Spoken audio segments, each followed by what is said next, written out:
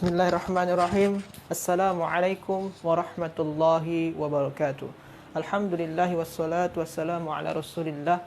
La nabiyya ba'da amma ba'd. Rabbi syrah li sadri wa yassir li amri wahlul 'uqdatam min lisani yafqahu qawli.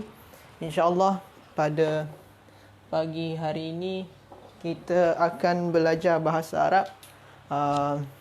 Sebelum ni tuan-tuan dan puan-puan semua ataupun pelajar-pelajar tahfiz boleh tengok penjelasan daripada tajuk-tajuk di level pertama. Itu ada di YouTube Pusat Tahfiz, Pusat Ilmu Bahasa Arab At-Taqwa. Jadi boleh tengok di YouTube dan tengok postingan sebelum ni di Facebook Pusat Tahfiz At-Taqwa ni. Jadi insya-Allah kita dah jelaskan level 1 daripada kitab Ustaz Samsul Ma'arif ni. InsyaAllah pada kesempatan kali ini kita akan sambung kepada level 2. Walaupun sebenarnya sebelum ni kita pun dah pernah menjelaskan mengenai tajuk-tajuk yang ada di level 2. Tapi tak apa, kita cuba ulang lagi, ulang kaji. InsyaAllah dengan pengulangan ini kita boleh menambah kepahaman kita mengenai bahasa Arab. Baiklah. Jadi pada hari ini kita akan belajar level 2. Boleh tengok muka surat 33 di level 2. Iaitu yang sebelum ni kita dah belajar di antara isim-isim yang marfu'.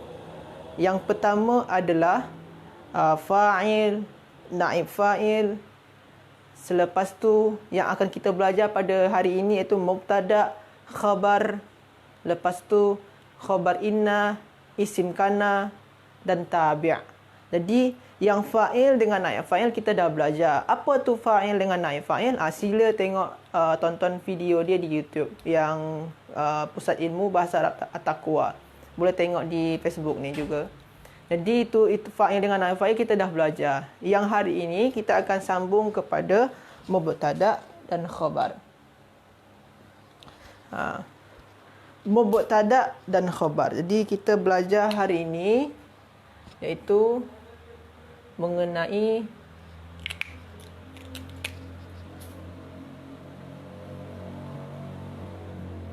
mubtada'un wa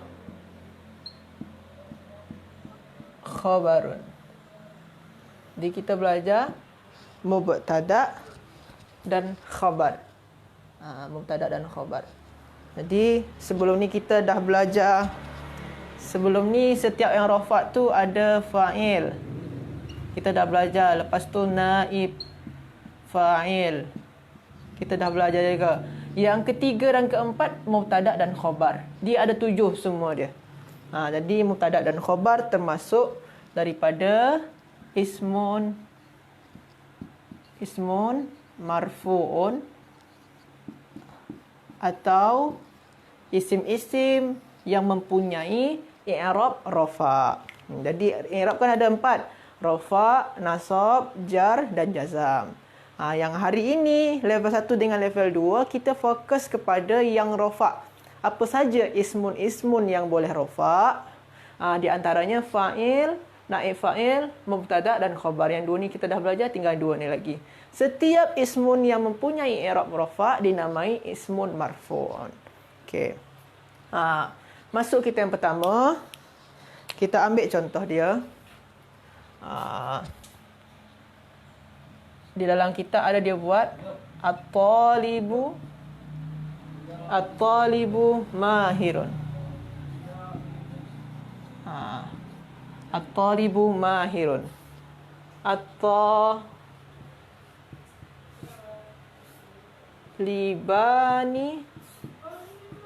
mahirani. Jadi dalam papan tulis ni boleh kita tampak sana. Yang dinamai mubtada' adalah ismun yang di awal ayat. Sekarang kita tengok yang mana ismun di awal ayat. At-talibu. Yang nombor 2 yang mana di awal ayat? At-talibani. Semua ni adalah ismun. Ni ismun. Apa tanda ismun dia? Ada alif lam. Dan dia tu di awal ayat. Makna dia at-talibu ni seorang pelajar. At-talibani dua orang pelajar. Inilah yang dinamai dengan mubtada. Ini mubtada tu. Mubtada adalah ismun yang di awal ayat. Kalau kita tengok dalam kitab Ustaz Samsul Ma'arif, dia bagi penjelasan bahawasanya mubtada itu adalah ismun yang berada di awal kalimat atau ayat. Dia sebagai subjek. Selalu dalam bahasa Inggeris ada subjek predikat. Ini subjek. Ini subjek nama dia dalam bahasa Inggeris. Ismun. Ni ismun yang di awal ayat. Dan dia tu mestilah rafa', mempunyai i'rab rafa' atau marfu'. Macam kita bahas tadi, setiap mubtada' dan khabar, dia tu marfu'. Jadi kalau yang dia dah jadi mubtada', maka dia mesti rafa'. Kita tengok yang pertama. At-talibu ni. At-talibu. Seorang pelajar. Ismun mufrad kan? Ismun mufrad, isim yang menandakan satu, makna satu, tunggal. Kita tengok sini, ismun mufrad, rafa' dia dengan dhammah. At-talibani, dua orang pelajar. Dua makna dia isim musanna, atau yang ismun atau kata benda yang menyatakan dua. At-talibani. Ni rafa' dia. Rafa' dia kalau isim musanna dengan alif. Ini ni ismun di awal ayat yang dia tu rafa'. Itulah yang dinamai dengan mubtada. Okey. Senang kalau mubtada tu, tak susah. Boleh kita tengok yang lain. Lepas tu kita ambil lagi selepasnya. At-talibu mahirun. Pelajar itu mahir. Mahir, pandai. Mahirun. Yang kedua ni, mahir ni, atau mahironi ni, yang dua-dua ni lah yang dinamai dengan khobar. Ini khobarun. Ini dinamai dengan khobar. Khobar. At-talibu mahirun. Pelajar itu pandai. At-talibani mahirani. Dua orang pelajar tu pandai. Yang pandai ini, atau ini subjek nama dia tadi kan? Ini predikat. Yang predikat ni dalam bahasa Arab dinamai khobar. Jadi at-talibu mahirun, at-talibani mahirani. Dan khobar dia juga mesti rafa'. Mahirun, tanda rafa' dia dhammah. Sebabkan dia ismun mufrad. Ni juga mesti rafa'. Kenapa dengan alif? Sebabkan dia isim musanna, atau kata benda yang menyatakan dua, bilangan dua. Jadi inilah penjelasan dari mubtada' dan khabar. Jadi mubtada' adalah kata benda yang di awal ayat atau dinamai subjek, dan dia tu mestilah mempunyai i'rab rafa' atau dinamai isim marfu'. Lepas tu khabar apa dia? Khabar adalah perkataan yang menyempurnakan. Dia kalau tak ada khabar sini, tak sempurna dia ayat tu. Seorang pelajar itu, menggantung ayat dia. Mesti ditambahkan, disempurnakan dengan mahir. Pelajar itu pandai. Dua orang pelajar itu pandai. Jadi mesti ada penyempurna dia. Itulah yang dinamai khabar. Jadi khabar penyempurna daripada mubtada' untuk menjadikan sebuah ayat yang bermakna, yang menjadikan sebuah ayat yang sempurna. Jadi itulah penjelasan mubtada' dan khabar. Ada soalan? Tak ada. Ini mubtada' dan khabar. Okey. Lepas tu khabar dia banyak jenis-jenis dia. Jenis-jenis khabar ni banyak. Kita tengok sekarang. Kita padam yang ni dulu. Ni biar banyak tempat dia. Dalam bahasa Arab, kayak dalam kitab ni pun, khabar tu dia buat jadi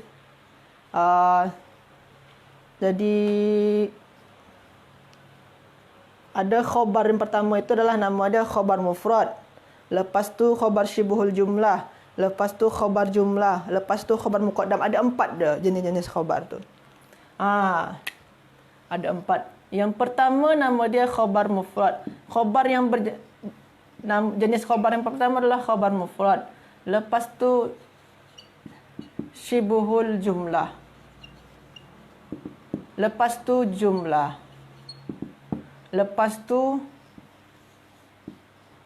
khabar muqaddam. Ni sebenarnya sama je dengan yang ni. Apa dia semua ni? Kita akan jelaskan pada kesempatan kali ini. Okey. Yang pertama adalah khabar mufrad.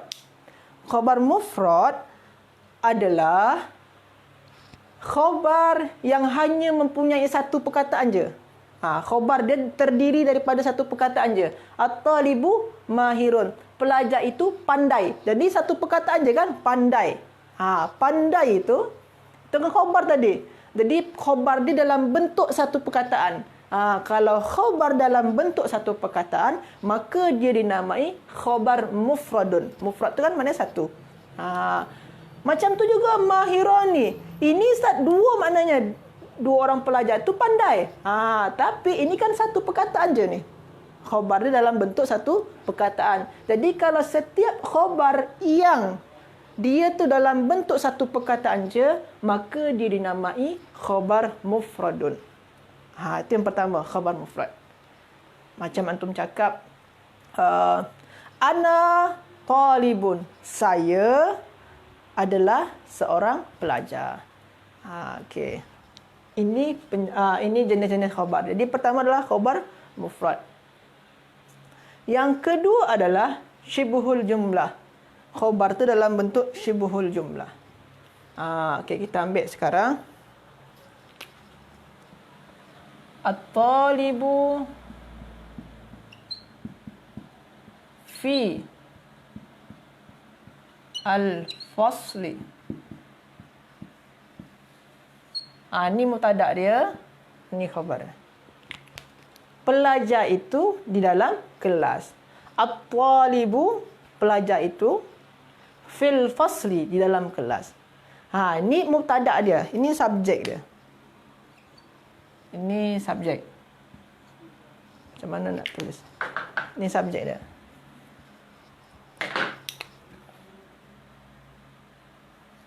Ini subjek. Ini predikat dia. Sekarang predikat dia ada dua perkataan. Ada fi dalam, ada al-fasl, kelas. Pelajar itu dalam kelas. Ada dua perkataan dia. Cuma dua perkataan ni, yang perkataan pertama adalah huruf jar, perkataan kedua adalah isim majrur. Jadi yang ini dinamai, kalau huruf jar dengan isim majrur, itu nama dia, khabar dia, yang kalau bentuk dia macam ni dinamai syibhul jumlah. Ni nama dia syibhul jumlah. Ni khabar dalam bentuk syibhul jumlah, menyerupai ayat. Pelajar itu di dalam kelas. Di dalam kelas tu belumlah ayat, tapi dia serupa macam ayat dalam kelas. Tapi dia bukanlah ayat, bukanlah sebuah kalimat yang sempurna. Pelajar itu dalam kelas. Dalam kelas ini adalah khabar. Khabar dia adalah dalam bentuk syibhul jumlah. Selalunya khabar syibhul jumlah ni dia dimulai oleh huruf jar, selepas tu isim majrur ataupun zaraf. Zaraf nanti kita ada belajar di level 3 insya-Allah. Okey. Ini khabar syibhul jumlah. Ada mana-mana soalan? Okey. Yang ketiga, saya padam yang ni. Atau saya padam ni semua sekali.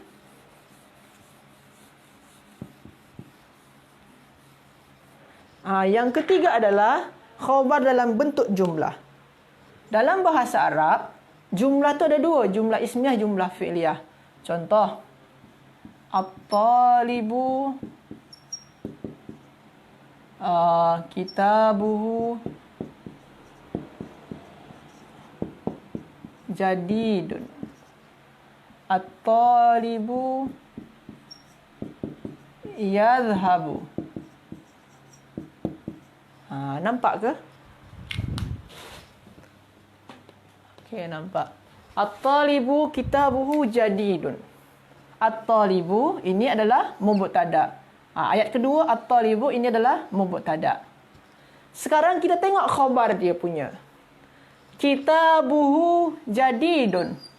Bukunya, buku pelajar tu Bukunya baru.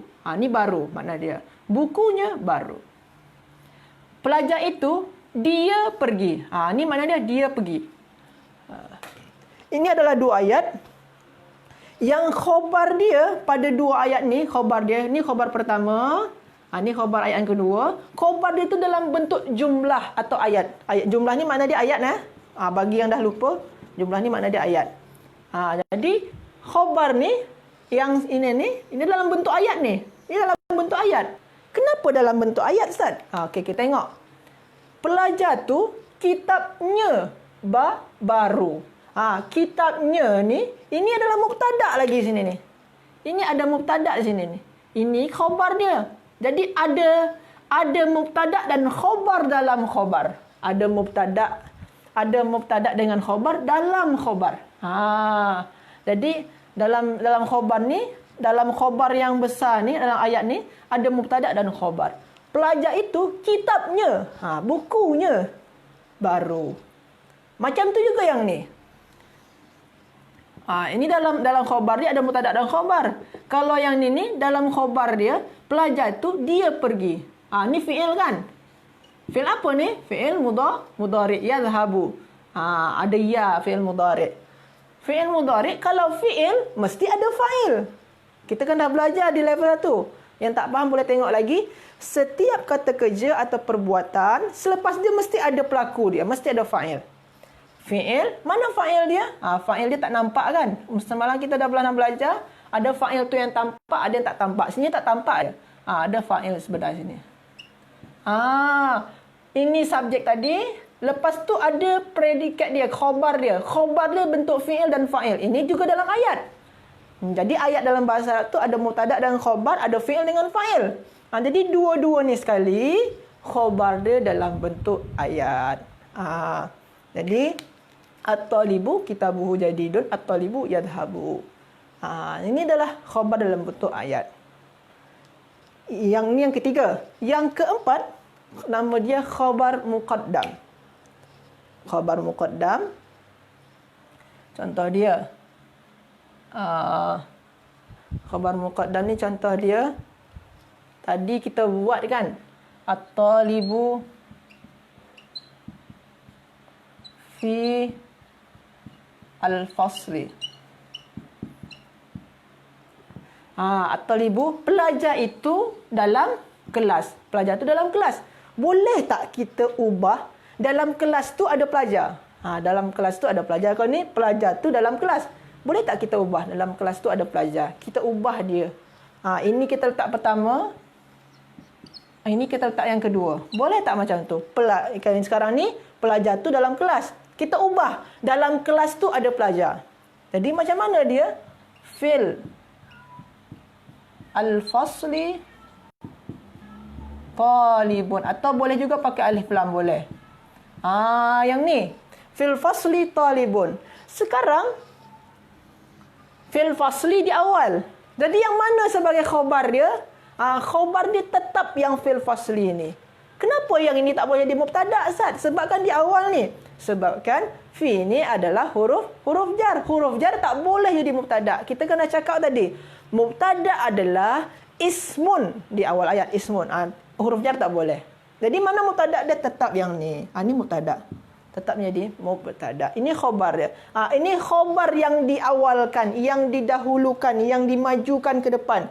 Tadi at-talibu fil fasli, sekarang fil fasli talibun, diawalkan dia. Ini dinamai khabar muqaddam. Itu nama dia, khabar muqaddam. Dah cukup penjelasan mengenai jenis-jenis khabar. Itu penjelasan mengenai jenis-jenis khabar. Okey. Sekarang kita masuk kepada penjelasan mubtada lagi.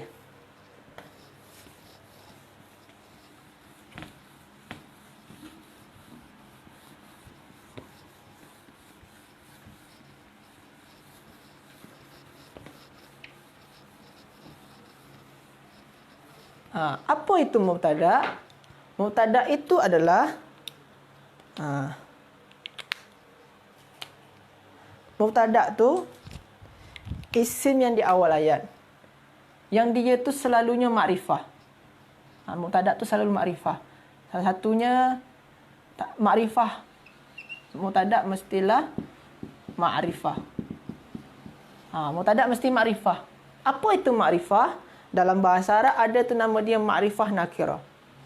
Makrifah ni macam kata yang dah kata khas. Perkataan yang dah khas dah.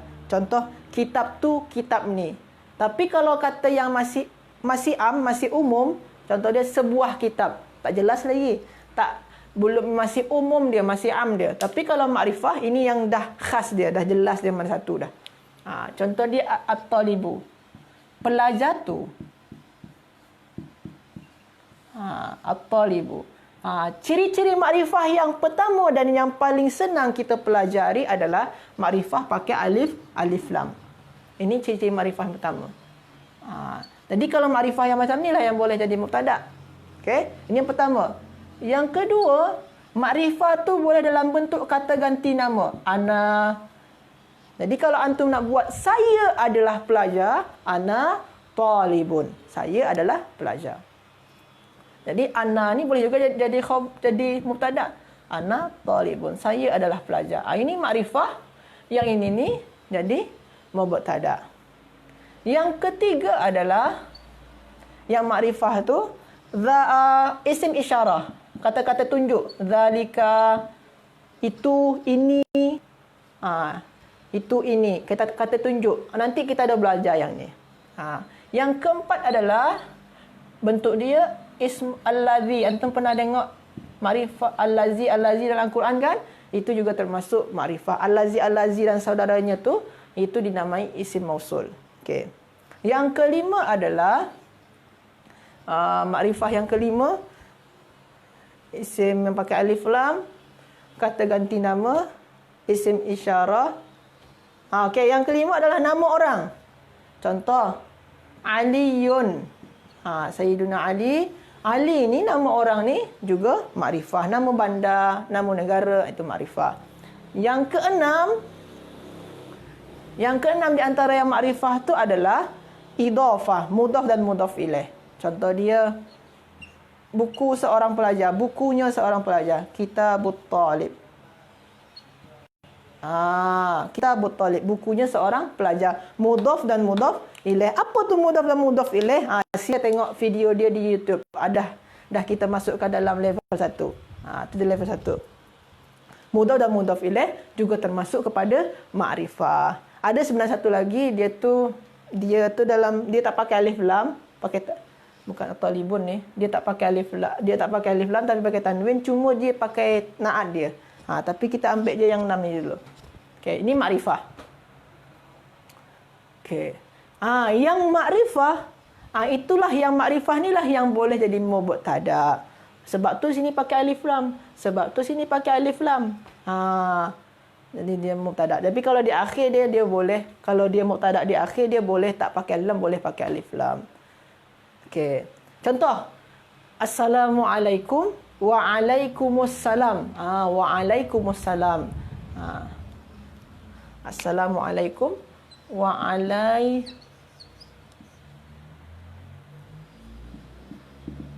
Wa'alaikumussalam. Wa'alaikumussalam. Yang ini, wa ni kita hilangkan dah dulu.